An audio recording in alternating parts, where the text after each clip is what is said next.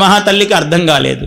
ఆమె ఏదో విషవృక్షం రాస్తూ దారాహ పితృకృతాయితి అని అంటే, దారాహ అంటే భార్యలు చాలామంది ఉన్నారు రాముడికి అని రాసింది ఆమె. దారాహ అంటే సంస్కృతం చదువుకోవాలి, అందుకే దారాహ దారా స్త్రీ పుంభూముని అన్నాడు. దారాహ పుంభూముని శబ్దము నిపాతము చెయ్యబడినది. దారాహ శబ్దము భార్య అని చెప్తే భార్య, భార్యే, భార్యాహ, భార్య ఒకటి, ఇద్దరు భార్యలు భార్యే, భార్యాహ అనేక మంది భార్యలు అంటే ఇలా ఉంటుంది శబ్దము. కానీ దారాహ శబ్దం అన్నది పుంలింగము, నిత్య బహువచనాంతము అన్నాడు. ఇది వ్యాకరణము. ఇది తెలిస్తేనే రామాయణం అర్థమవుతుంది. దారాహ అంటే భార్యలు చాలామంది ఉన్నారండి అని రాయాల్సి వస్తుంది అజ్ఞాన వశము చేత. అందుకని అలా కాదు, దారాహ అంటే భార్య అనే అర్థమే. పుంలింగం ఇచ్చాడు.